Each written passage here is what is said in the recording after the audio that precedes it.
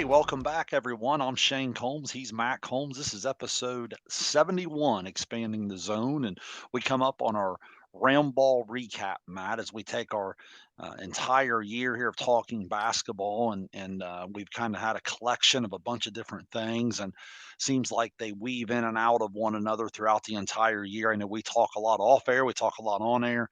We've had conversations with a bunch of people around the area. And we just thought it made sense here to come together one last time and kind of put it all out there and show how we think it all has come together to help us grow in the game that we love, and we hope everyone else enjoys it along the way as well. Just a few housekeeping things as always.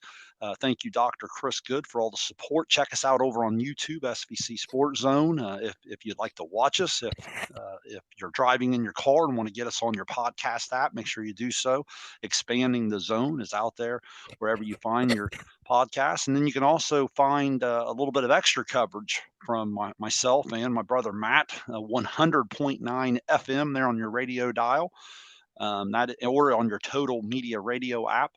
But every morning, Monday through Friday at 7:30, Matt or myself, one of us will join JJ Hell there on 100.9 and talk a little area sports there for about 10 or 15 minutes each morning. So, Matt, I know we've enjoyed that as well. So, Matt, as I welcome you to the show, I guess here in our round ball recap, I guess what I've been trying to do is collect my notes from all year. And it's amazing how each one of our show topics brought on a specific topic, a specific show. But if you really break it down, they kind of seem to weave in and out of each other and all goes together to tell an entire story. And I hope that's a story that you and I can do a good job of telling tonight. Why don't you get us started with a comment on your thoughts as you look back over our basketball series here throughout the winter? Well, it's been fun, Shane, to do a series just focusing on basketball. It's something, obviously, we've still been able, I think, to touch a little bit of leadership topics and such, uh, but really just kind of diving in just to the round ball for these few months has been fun for us.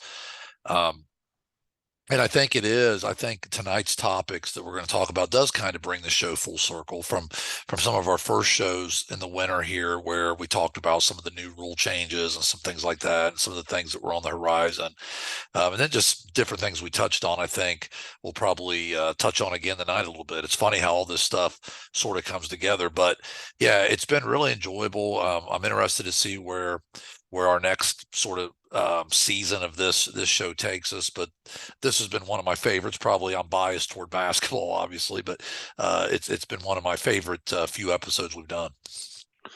Yeah, Matt, you and I have done this for so long, and we've been able to do it at different levels, boys and girls. And one of the big things that we talked about earlier in the year, and it certainly continues to come up.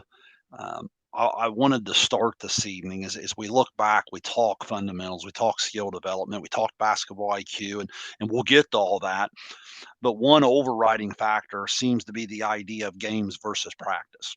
So now that you've gone through and you've had an opportunity, not just in your incredible career at the high school level, but you've even had a chance to do something I think is much harder, which is coach little league, right?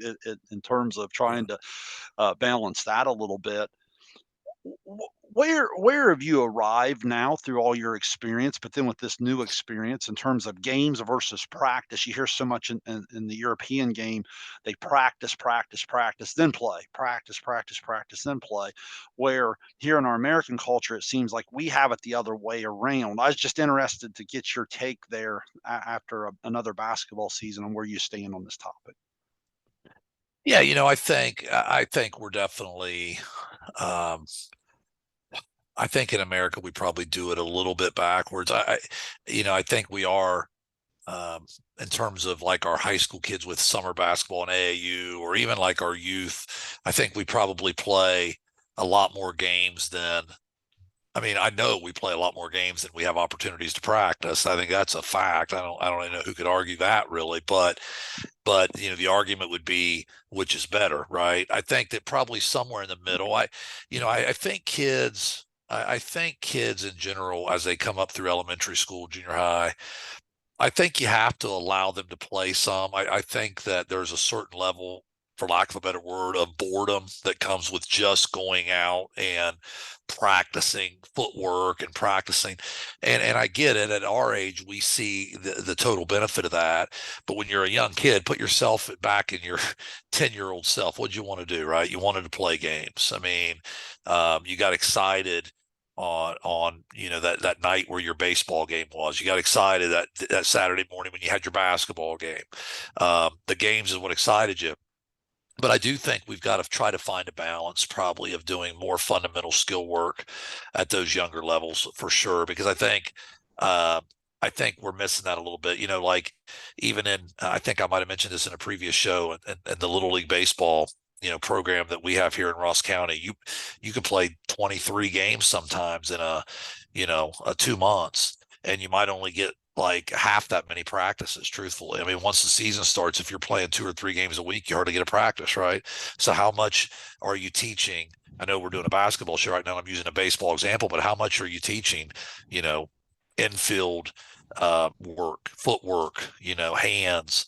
How much are you really teaching um, tracking a fly ball? How much are you really teaching base running? You're not getting to work on these fundamentals because all you do is play games. So um, I think we still have a ways to go at the younger levels, especially. Now, I think oddly enough, I mean, think about it, Shane. When you get into high school, um, and you get into your basketball season, we would typically have 60 to 70 practices a year. So you're getting a lot of practices compared to your 23 or 4 games you play, or hopefully more, right? So in high school, it gets to be a better ratio there. But I think where we're suffering is at the younger level, Shane, Little League, because there's just so many days on the calendar, and we feel like we have to fit games in, and we don't. We sort of forego practice and kind of put it on the back burner. Well, and I think the other thing I would add to that, Matt, is it's just not the team practice, but it's also the individual practice. It's a Right, situation where right, I love the baseball analogy you made, because as a longtime baseball coach, I totally get, sometimes the boredom you talk about, going out and getting hundreds of cuts off the tee, hundreds of cuts of toss, and after a while, a kid wants to get in the box and hit, and sometimes they'll look at you and be like, coach, this is boring. And I always joke, it's also boring for your batting average to start with a one. You know what I mean? Like yeah. it's or if we use a golf analogy, if you and I get an hour and a half, couple hours free, you and I'd like to get together and run out and play 9 holes, right? Well, what's probably the better thing is you go out and you hit repetition of wedge, repetition of driver, repetition of putting on the greens, short game around the green. So it's not just that team practice. I think it's also that individual repetition. It's the generation that's maybe missing out on the driveway and putting the half hour,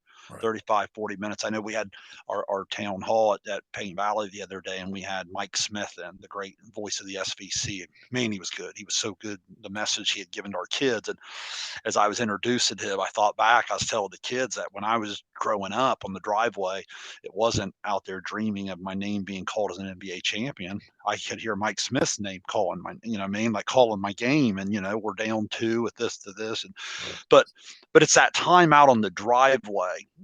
It's individual skill work. So what what I what I look back on our talks this year, I totally understand the practice versus game talk, but I also would challenge kids or adults to get their kids, or to encourage their kids, just to simply go out. And it doesn't always have to be I'm paying someone to give me this workout, or I've got this time in the gym to go in. You're allowed to just take the ball out on the driveway and put a half hour in just to get better. Don't you think that's missing a little bit? Oh, there's no question about it. I think unstructured practice, unstructured play. You've heard me say that before, where kids don't have enough of that right now. Like you say, you feel like I think sometimes as a parent, well, to maximize my son or daughter's potential, I've got to hire somebody, or I've got to get somebody and like you said, sometimes it's just a matter of uh, how many hours you're putting that ball in your hands every day, whether it's just by yourself or with somebody else. Um, I think sometimes you wait around. Well, on Thursday night, I've got to work out with my coach. Well, what about Tuesday and Wednesday after school for an hour. You can't go out and just shoot in your own driveway. I think that's some of the things we're missing right now. You mentioned the word unstructured, and so because you mentioned that, I'm just looking down my list here, and I'm just gonna kinda let the show flow where it may. Right. You mentioned unstructured, and we talked earlier in the year about bigger, faster, stronger, and in a lot of cases, better. I don't think we doubt that, right? Today's athletes, we've talked about, man, they're strong and they're athletic and they can jump and they're quick. But I questioned earlier in the year on a show, not as durable. And why is that? If they're bigger, faster, and stronger, why the load management at all levels? High school, college, professional, all the way Uh-huh. through. And I've had some incredible feedback throughout the year. Recently, I'd even talked about some things on social media over on Facebook where you can follow the SVC Sports Zone. And Tara Miller made a comment on there, and this is something that has been told to me by multiple people that are a little bit older than maybe a generation ahead of us. And they were talking about how the free play, I think they used it, the climbing, the skating, the running, the all of those different things. And I just wondered, as a parent, as a little league coach, as someone who's watched athletes come through over the last quarter century as you go, what do you make of that concept? Obviously the workouts and just the changing of the athletes. No one's doubting those things that we talked about, but the durability. I've had some people talk about how kids just don't grow up with a free play mentality. Hey, you Hmm. remember when we were growing up, it was just, hey, go out and play. Right. Hey, get out there. Why don't you go outside and play a little bit? And that kind of, I just wondered your thoughts on that in terms of where the athlete has changed, in terms of not just the athleticism, but also some of the coordination and some of the different skill sets that impact not just basketball but all sports. Yeah, there's so many different ways you can go with this, Shane, and I don't know. I'll be honest with you. I don't feel super strongly about like about any of the, theories as to why kids get hurt now more days, maybe, or why we have more knee injuries, why we have more, I, I think a lot can go into that. I think there's some, I think there's some real validity to all these theories. I think there's some validity to what she had to say about just kids going out and playing different sports, because I do think, um, I do think that, like, sometimes kids start to specialize a little bit early. So then you're working the same muscle groups and not getting, the variety of using different muscle groups if you play baseball and then basketball and then football and then, all soccer and all these different sports. If you're only playing one thing, I think there's a theory that maybe that causes that's what's the repetitive motion, right, Hmm. of the same thing. So it's just that can, there's a theory that makes sense that that could cause some problems. I think. But every generation has argued different things. You could say here, I can remember, I think it was Whitey Herzog or somebody used to be the manager for the Cardinals, was saying, like, back in the day, you never saw guys pulling hamstrings and in the major leagues, or having some of these injuries they have now. And is that because, is it because these guys now work their bodies so hard and they're so muscular and there's so little body fat? It's like, what did John Daly say? You can't pull fat. That's why he was never hurt, right? So maybe some of those old time baseball players just weren't the specimens we see now. So now we see more of these oblique injuries. Hmm. Because these guys have so little body fat or whatever. I mean, there's so many theories as to the durability thing, um, and I don't know what's right or wrong. All I know is, and some of it, Shane, could be diagnosis, right? There could have been some of these injuries Yeah, there yeah, years prior, and we just know about them more now. They're, we see them and doctors spot them and they call them out, yeah. and then people sit Well, out. we used to show up and be like, "I sprained my ankle," where now I'll even hear, like, middle school kids come to school, "Well, stretched my ligaments and I did, Right, right, sprain your and ankle." I mean, right. Well, yeah, that's what you did, and and then let's face it, there were some things that we shook off that we yeah, probably yeah, yeah, shouldn't yeah. that we probably No, shouldn't have no, shook off, right? no. That now we know more about. But yeah, so there's so many angles to this. I think it's an interesting topic. I do. I wish I would have studied it more, maybe delved into it more. I think it's more of a, kind of like a medical thing, but yeah, there's so many different interesting theories on that. Well, and the only reason I throw that in is we've combined here a little bit of the fundamental work and the bigger, faster, stronger, and kind of kids growing and becoming more coordinated. And as they get into basketball, you and I have talked before, basketball seems to be one of the hardest games to, I don't even know if master is the right word. I would just say play. You know what I mean? It's one of those things where we've talked throughout the year. It seems like there's so many sports that allow a little bit of a specialization. You know what I mean? Like I'm thinking of a lot of middle school kids trying track for the first time. You go out on the track, maybe you can sprint, maybe you can run a distance, maybe you can throw, maybe you can jump, maybe hey, at least fill a relay team at a small school, right? There's a lot of different specialization. Volleyball, if you're a good passer but not tall enough to play the net, we don't have to. You know what I mean? If you're tall at the net but you can't pass, you don't have to. Where we've talked about basketball is so difficult because it's the mastery of all of the different skill sets. And that brings me back to one of our most popular shows this year of the positionless basketball. And as I've really watched this throughout the year, I've really looked for some of these different things, and I do think it's impacted X's and O's. I think you and I did a show here. I was looking back in my notes about offense and defense and some of the different things we've seen, and I certainly think I've seen impact on how this has played itself through the high school game. And then the other thing I've linked it to on the positionless basketball is a little bit of the analytical work and some of the mid range and some of the post up play and some of the 3-point shooting. And I wanted to share some of my notes here, Matt, as I just again I'm emptying the notebook here on the last show of the year, and I wanted to get your take on what you've seen throughout the year.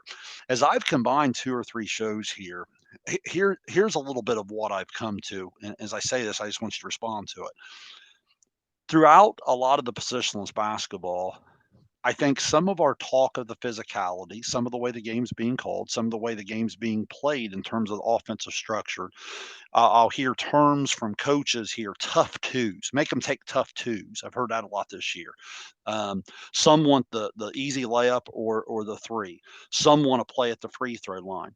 All of these different things through the positionless basketball, I think have led to the lack of mid-range game and the lack of post up. Now, as we got later in the year, and this kind of takes me back to my Facebook post where I've had some great feedback that we'll touch on throughout the evening here a little bit. I argue that the physicality has eliminated the tough twos as much as the defensive philosophy. There for the longest time, I think there was an idea that I was probably buying into as a defensive coach is I like the idea of tough twos. Let's make them take a tough 15 footer over top of us. Let's make them have to make a tough catch and a post move down low. Um, but let's keep them off the 3-point line. Let's keep them off the free throw line. Let's not let them get all the way to the rim. And I would argue, Matt, that the physicality has made it very, very difficult for some of the skill sets to develop as it did in the previous generation. For example, when you would go to make a post move in the past, in terms of the way that particular one on one or even a double team coming would be officiated in terms of now, or as I start to make a mid range move and then a counter move, am I able to do it without body and a little bit more hands than say we would have had 15, 20 years ago? So some of the tough twos that came from a little bit of this positionless basketball, I really connected to some of the physicality, and that's where I think analytically we've lost a little bit of the mid range and post play. So again, in a show like this, I know I'm combining a lot on you there, but just the concept of tough twos and the positionless basketball and some of those analytics that I know that you've had an opinion on throughout the year. Give me some feedback on that concept that I'm throwing at you. Yeah, Shane, I think what happens is that you know players, coaches, they they they have to evolve and adjust to sort of what the game has become. Okay, and because sometimes it's not even the way you want to adjust, it's just the way you feel like you have to adjust in order to give yourself and your team an opportunity to do well. I mean, right now, the simplest way I can put it, and this is my opinion, some may disagree, the defense to me has an extreme advantage over the offense in today's game. I really, really believe that. I believe that the defense is allowed to get away with a lot. They're allowed to really dictate a game's flow with physicality. And we can sit here and discuss reasons why and what needs to be done and all that. But that's just where I would start, is that the defense has a lot of advantages over the offense. So what the offense has to do then is try to figure out, okay, how can I survive? Right. I mean, what can we do? And I think that's why, Shayne, you've seen probably a little bit more of like the 3-point shot. I think that's why you've seen um, you know, uh, at times maybe less mid-range because analytically it says it's not a great shot. But I think it was an easier shot 20 years ago because it was a little cleaner of a look, if that makes sense.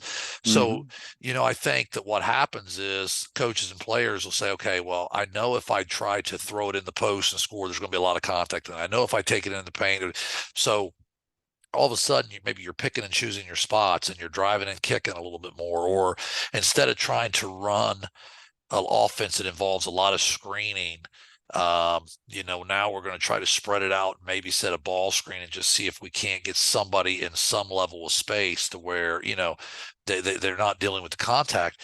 And I think it's kind of hurt the styles of play a little bit. But I think that ultimately, um, like I said, ultimately for me, it starts with the fact that just there's a lot more contact and physicality now with the defense, which then in turn makes offense harder to play. I mean, there's just certain situations offenses get put into where it's really difficult to get themselves out of due to what the defense is allowed to do. I mean, I think sometimes what happens is it snowballs because, as again, I think there are coaches who recognize this. So how do you think they teach defense? I can remember teaching defense 15 years ago, and constantly my players would make fun of me because I'd be in practice saying, don't foul, don't foul, don't foul, hands up, don't foul, don't foul. Constantly be talking about not fouling. I don't know if that's the way you should teach right now. Is that giving your team an advantage defensively in today's game, or should you? I'm not saying you teach fouling, but I'm saying, do you not emphasize that as much and just kind of, let it go where it goes, allow players to be super physical, and hey, if we run into a night where it's actually being called quite a bit, we'll make an adjustment. But if not, because it just seems like when you watch these tournament games and you watch, typically the most physical team wins out, you know? I have not. I mean, you're always going to see some of it. I mean, goodness, I've watched over 100 basketball games this year, but like I have not seen a lot of what I would label serious foul trouble this year. Is that something that you would look back on the year and ever really remember it being a above average issue in terms of the outcome of games? No, I mean, you talking individually or as a team or both, or Individual foul trouble. Yeah, yeah, yeah, yeah. I mean, not much. I mean, you're always going to run into those situations, maybe late in a game, but I think it's funny. I think coaches handle it. We've gotten to a point too. Coaches have different. It seemed like back when we played, maybe it was just our coach, right? If you got that second foul, you knew you're going over to the bench. If you got the second foul in the first half or the third foul in the third quarter, Well, I think but in some all coaches still fairness, I do think that. some of the percentage says that there is probably a chance of more fouls. Where in today's time, I'm not being sarcastic, but like I've told some of the teams I've had a chance to coach some really solid defensive teams here in recent years, and I remember telling some kids, look, if you do it the right way and you're going to limit your fouls, like you got to almost be a hack to be in foul trouble in today's game. I've made that comment before in the locker room. I mean, Well, yeah, and you do, and I think that's why you don't see foul trouble as much because if a kid gets two fouls, a coach is willing to go with it a little bit longer in the first half. Like you said, analytics would tell you and statistics would tell you they probably don't pick up the third a high percentage of the time anyway. So really, as a coach, you're hurting yourself with the 5 minutes that you sit them there on the bench and they don't get to play, right? So some of that's changed. I don't think it has been an issue, but I wonder sometimes too if I'll just say this, I think there are officials that are so knowledgeable about the game. They understand basketball really, really well, and they understand who the best players are. And I think subconsciously they don't want to be they don't want to be that crew that maybe really hurts the outcome by the best player having to sit for 5 minutes, right? So they make a conscious effort to avoid those situations. And I think in doing so, they allow a lot of physicality early in a game. I looked at a thing this year, Shane, I don't want to get too far off topic, but I dove in, how I like the analytics and the data. So I picked like 3 teams and went and looked at their fouls from this year, them and their opponents, and their fouls from the last 2 years. And one of the things I've noticed is not a huge difference in total number of fouls being called over the last couple of years. So I'm not sure if the new rule this year paid off the way I hoped it would have. I think it's still time will tell. It takes people. We talked about the new bonus rule with 5 fouls in a quarter. It's going to take a couple of years to really see the benefit of it probably. But one thing I notice is very few fouls being called in the first quarter. That's one thing that really jumped out at me compared to fouls later in the game. Like for instance, I'll just give you a couple numbers here. One of the teams I looked at, there was, and fourth quarter you can't really include, right? Because there's Well, it's time purposeful and score fouls late in the game, situational basketball, right? yeah. But just in the first and third quarter, there was one situation where there in the first quarter there was an average of 4 fouls called, and in the third quarter there was an average of 7 fouls called. So you're talking three, 2.5 on another team from the first quarter to the third quarter. And you have to ask yourself, how come the third quarter is officiated so much differently than the first quarter? And I think part of that is not wanting that early foul trouble in a game, and officials trying to avoid that. And then all of a sudden you go in at halftime and they're like anybody else. They make their adjustments, right? They talk, well, gosh, it got a little chippy out there. Maybe we got to do this. Maybe we got to clean this up. And all of a sudden now the third quarter is officiated totally different than the way the first half was. So I think all that kind of goes into that, Shayne, and why I didn't see a lot of individual foul trouble this year. Well, and that's interesting because what you're saying there is more than how many free throws are maybe shot in a game, which has been a theory out there over the years. It may be more of the fear of the individual foul trouble impacting a game. So I think that is extremely fair. Let me stay on the rules for a second. Some people may look at this and love defensive basketball, and they may not have any problem with it at all. I guess I just look over the last decade, there's no way you can argue that the NFL has pivoted completely to offense. You know what I mean? And you look at the different rules and the way wide receivers are protected, the way the quarterbacks are protected, all of the different things that you can't do. The NBA, we've highlighted that on our show here before, completely more offensive minded than it was a generation ago. MLB's putting in offensive stuff. Volleyball has made huge rule changes for more scoring, more kids, more opportunities to get kills, more opportunities to get assists, more opportunities to get digs, offense, statistics, all of these different things. And I feel like basketball's been in a little rut in those areas. So when it comes to some of those rule things, I feel I'll just ask you it this way. Are you okay? Are you okay with the makeup of the game of basketball, or would you like to see just more points? You know what I mean? Like some people, I've had this conversation, and to be fair, so that I can be objective on both sides here, some people have said, well, like, I kind of like the defense. I kind of like the physicality. I kind of like some of that stuff and toughness and so forth. Are you okay with the flow of the game? Are you okay with where scoring is at and the product that you see night in, night out? Because you're like me, you watch a lot of basketball throughout the year. To be honest, Shayne, no, I don't really love the product I see in high school basketball. If I'm being completely real about it, I don't like games that are so physical that, you know, scoring's hard to come by. I watched way too many games this year that were, 48-44 and 52-48. And I don't like that, and here's the thing. I think it starts, you just mentioned some of these other sports. It starts with rule makers. Okay. And I think that we constantly have to look at our rules and look at our approach. I was one of the guys pushing for the rule change this year with the 5 fouls in a quarter. I still think it will help. But again, and we have a tendency to do this, okay, in the National Federation and the OHSA. Instead of going all the way with it, we sort of, so all of a sudden we said, okay, we're going to go with the 5 fouls per quarter, but we're going to keep the double bonus. Okay, well, I talked to a lot of people this year that man, why did we make this new rule? This new rule's stupid. And I'd be like, well, here's why I like this new rule. Why don't you like it? But most of the answers I got were the 2 free throws. Well, we don't like it because you got to sit here and watch them shoot 2 free throws. Well, I agree with that. I never wanted that to be part of the rule.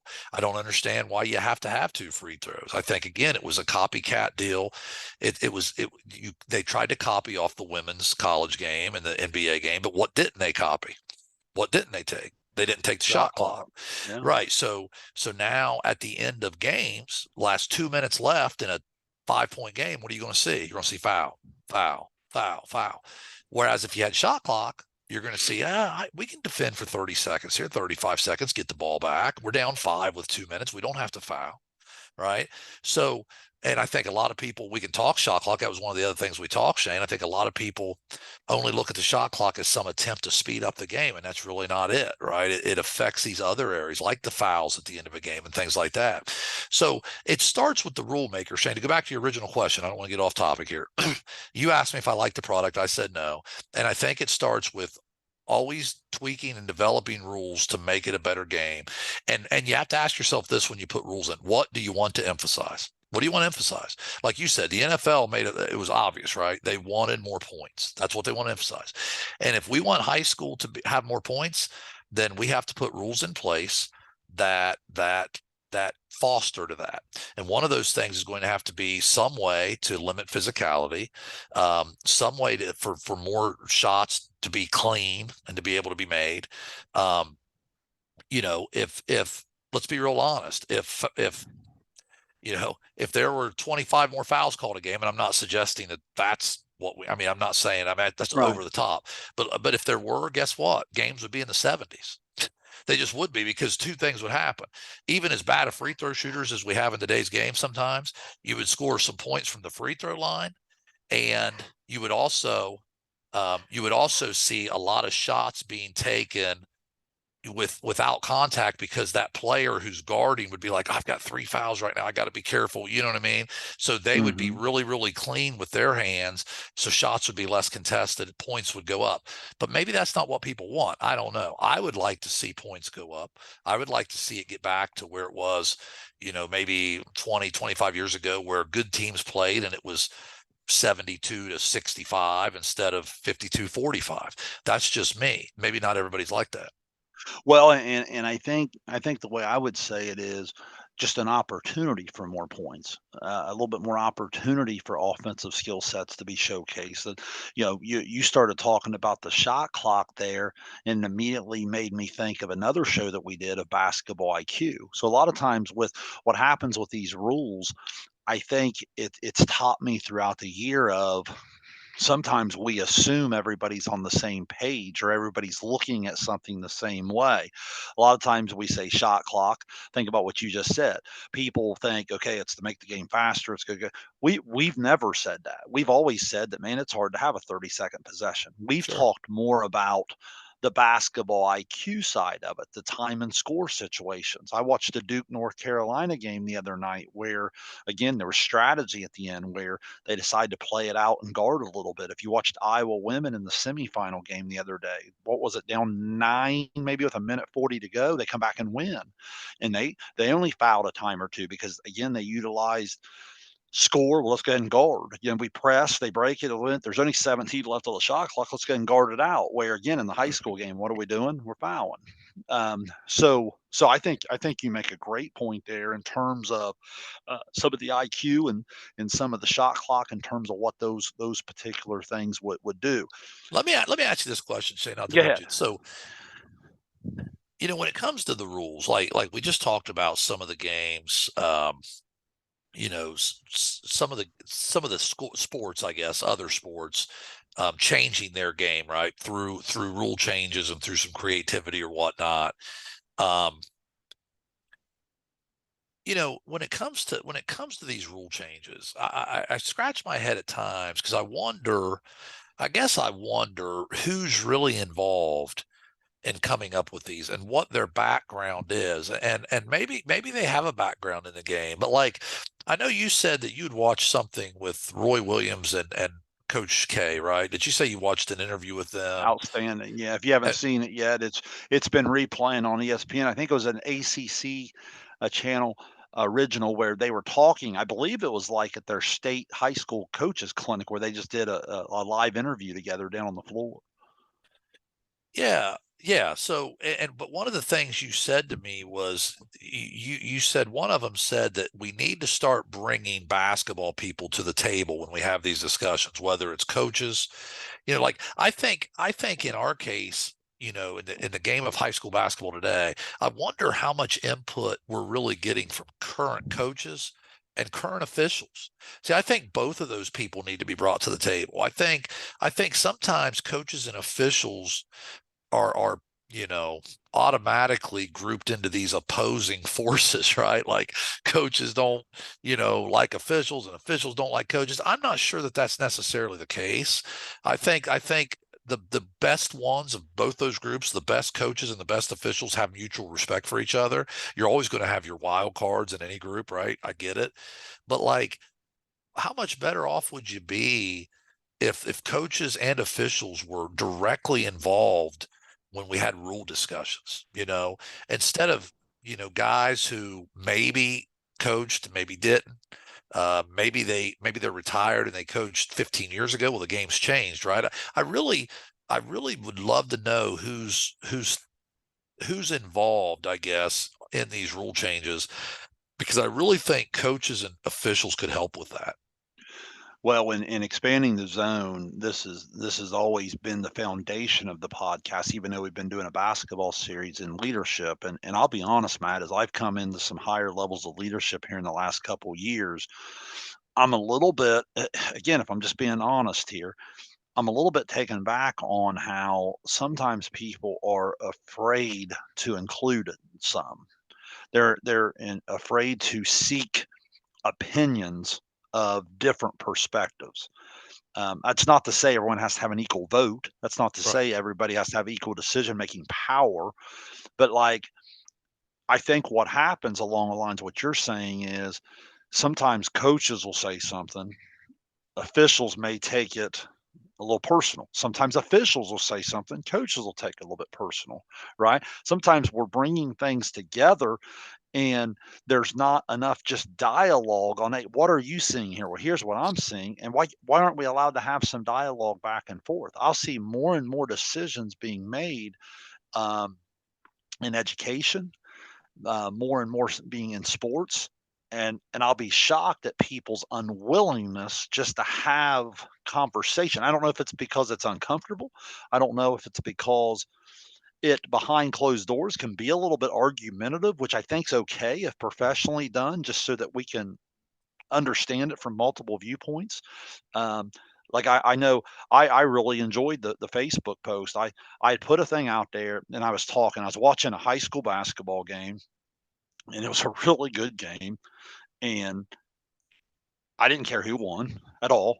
I did not care who won the game at all. It's just I enjoyed the game.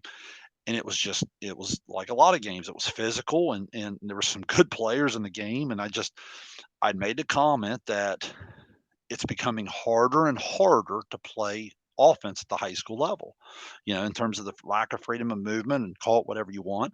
And, there's some coaches that got on and commented. There's some officials that got on and commented. Overall, I thought it was a pretty healthy discussion. It went two, three, four different ways. Some people totally disagreed, which was fine. That didn't bother me at all. And I thought we had a nice discussion. What is it in your opinion is you've had so many years in leadership now that makes people uncomfortable sitting at the table and getting multiple perspectives so that we can have real discussions about making things better? Well, I think a couple things. Honestly, I've always said, how great would it be to get two or three experienced coaches together, two or three experienced officials together, and just all sitting down for an hour or two and talking the game and discussing, what they see and getting a perspective from each other. Why doesn't that happen? I don't know, time, people not wanting to make the effort. No one, I sit here and say, I think it'd be great. Well, I've never got on the phone and invited guys to dinner. So maybe I'm not, you know what I mean? Maybe it's Right, on right, me. You know what I mean? right. I mean, maybe it's just takes somebody reaching out and doing it. I think that, um, but I agree with what you said. I think sometimes those discussions can be tough, but I mean, look, I mean, if you're really wanting to better yourself, are you afraid of a tough discussion, right? I don't. So, I mean, to me, it makes a lot of sense for more of these things to be discussed. You mentioned your Facebook post. I thought everybody that commented on there commented with a level of class and dignity. I didn't see anybody just totally shooting off at the mouth. It's okay to have differences of opinion. See, I think sometimes we automatically think that if we don't agree, it's going to cause conflict, and I don't. I've never understood that. I think healthy, like you say, healthy discussion, healthy disagreement within a discussion is okay. I think it helps people understand each other's perspective better. Um, I think as coaches and officials and players, we have to take back the game a little bit, and we have to figure out how to do that because um, like I said, and some people may disagree with this, and I think that's totally fine. Some people may think the game's never been better than it is today, and if you feel that way, I respect that opinion. I don't feel that way. Um, like I said, I think that there needs to be some changes so that the game is more fun to watch, okay, and B, that the game's more fun to play. Because if it's not more fun to play, and you've said this before, our numbers are down. Kids just don't want to be as much of a part of it. There's other things that are more fun to do. There's more and more opportunities kids are getting in different sports now, whether it be, in the wintertime, even, right? Indoor track or powerlifting or swimming or I mean, even schools that don't offer those sports, kids can still find a way to do them on a club level. Um, the girls club volleyball, right? And just stuff like that takes some kids away from it. So I think for our game to really uh, heal and come back to its full potential, we have to really take a hard look at this stuff. Well, it's perfect that you went that direction because I've looked down and I've scratched out everything in my notebook all the way down to my closing thoughts. And my closing thoughts I already had planned for tonight, and you started to tap into it there a little bit. I guess my number one concern, no matter what people think, and again, I'm open minded. You'll hear me say on here all the time, I'm not trying to be right. I'm trying to get it right. My number one concern is the future of the game. I love the game of basketball. Always have, always will. And I'm going to love it no matter what. You know what I mean? I don't think it could ever go to a place where I just would not like it. Okay. But you can't, you can't look past the drop in numbers. Yeah, you can't ignore that. You cannot ignore. It's not an SVC thing. It's not an SOC thing. It's not an FAC thing. All over, we're pretty much stationed here in the southeast district of Ohio, and I know we have a lot of listeners that even are outside of the area, a couple out of state, which we appreciate that feedback each and every week. That's awesome. But but I argue that the numbers are dropping in our game everywhere, and you touched on it. There's so many more options out there. Every sport is becoming year-round option. If you want to run indoor, run cross country, run track, right? If you want to play baseball, now you can play fall ball. Now you can hit all winter. You can do these different things. The AP prep and the weightlifting and the different things that you can do all year long. Volleyball's growth for boys and girls. The boys is starting to grow. I I guess all I would say, Matt, is I have a concern of the future of the game.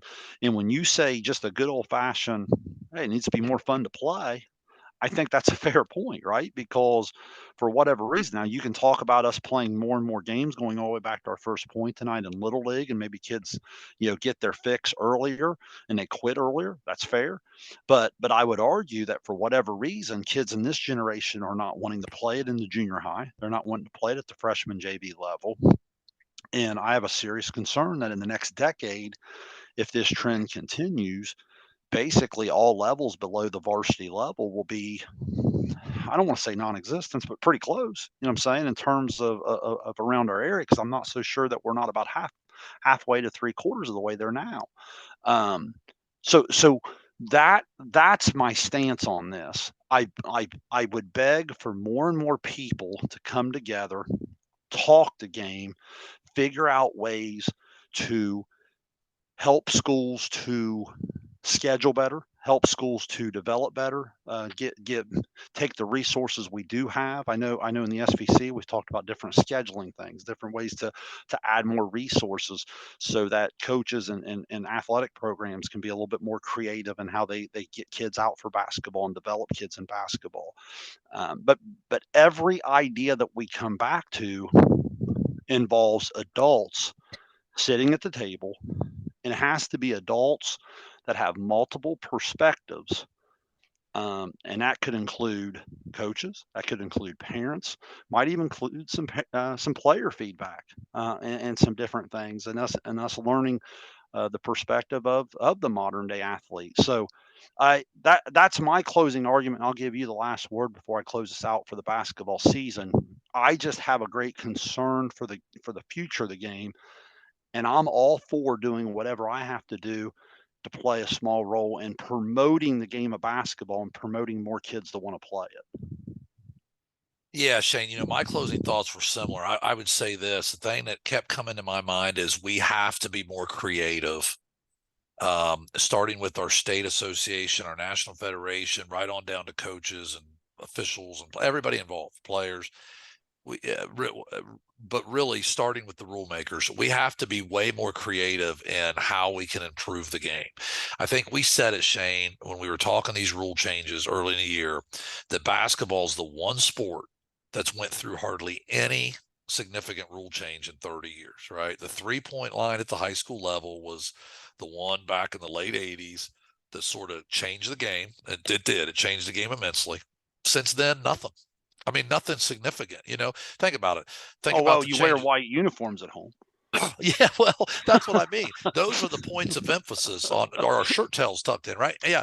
I mean, we come up with this craziness every year and we come up with nothing significant where sports like volleyball you mentioned and all these other sports, think about it at the professional level. Okay. You're talking professional level. Look at the changes sports have went through. We talked about football, the significant changes. Did you ever think you'd see a day, Shayne, as a baseball purist where a guy would start on second at the Yeah, top of the 10th? Did you ever think they'd make the bases bigger? I feel like, hey, let's make these yeah. bases a little bigger and let's limit the throws over so we get more stolen bases. But you know what? Whether you agree with that or whether it makes you want to, like maybe you're a purist, you just want to puke every time you see that guy go to second at the top of the 10th inning, right? But no matter what you think about it, don't you have to give baseball a little bit of credit for trying and saying, you know what? We've got to maybe attract more of an audience. We've got to create the stolen base is an exciting play in baseball, right? My son, who doesn't even really, my older son, who's never really played baseball and really isn't into it, loves to watch Ellie Dela Cruz. Why is that? Oh, Daddy's going to steal. He's going to steal right here. The stolen base went away for years and years, right? Well, baseball's done things to bring it back. My point is, we have to start thinking that way in high school basketball. That's why, truthfully, I applaud at least the OHSA for this new divisional alignment. We talked about it as a rumor early in the year. It's now a fact. It's going to happen Hmm. next year. There's going to be 7 divisions. And you know what? I'm all for it. Is it going to change some things? Yeah. Is there going to be some things that you might look at? When you start looking at our Southeast District tournament, it's probably never going to look exactly the same. There's going to Right. be teams. There's going to be teams shipped off to other areas to play a little bit because just about the number of teams in each division within the South, what is now the Southeast District. But you know what? Let's go for it. Let's try something. Let's a shot of adrenaline, however that comes. Now, I don't think it's enough because I don't think it affects the play, like the day-to-day playing of the game, and we need more rule changes. But at least it's something to maybe get people talking about it again, maybe give teams some excitement down the tournament trail, right? I just we have to start thinking outside the box. We just do. people in all these other organizations at the pro level, college level, they're doing it. They're thinking outside the box. And I feel like at the high school level, we're a little afraid to take that leap. Just like with the shot clock, we're afraid, well, it's going to cost money. Yeah, okay, right. Everything costs money. You know what I mean? It's going to take somebody to run it. Yeah, I get it. Yeah, there may be a problem from time to time with it. But, are we going to be scared of it because of that? Because it's working in a bunch of other states. It's working just fine in a bunch of other states in high school basketball right now. Why can't it work in ours? Again, that would be a significant change. If you put the shot clock in high school basketball, I, that would be closer to the 3-point line in the late 80s. That would be a significant change to high school basketball. And again, what can it hurt? Well, and I think that's what's well said. I think so many of the rules we've talked about how they have to align, and the way they align is to get more people at the table, more communication. It's okay to try something. It's okay to try something and then decide it doesn't work too. You know what I'm saying? Like, Yeah. well said, Matt. I can't tell you enough how much I've enjoyed it throughout the year. Um, a great basketball season in terms of a lot of stuff that I've watched. I just, again, these are some of the concerns and some of the things that we've tried to highlight here on expanding the zone. So before we get out of here, again, check out 100.9 FM, 7:30 Monday through Friday. Myself or Matt will be there with JJ Hell. You can also check that out on the Total Media Radio app here on expanding the zone. If you've been listening to us in your car to and from work on your app, check us out over on YouTube. You can watch the video there, or if you catch us on YouTube each and every week, you can also go over and find us wherever you find your podcast there, so you can get us in your car when you're traveling along. So, Matt, we're going to take a little time away just to restructure a few things, but I'm sure we'll be back. We have a couple different ideas for throughout the spring and maybe even in the summer. So I look forward to it. But I've enjoyed talking basketball with you. And on that note, we'll get out of here. Thank you, Dr. Chris Good, for all the support, and we will see you soon on another expanding the zone. Thanks, everyone.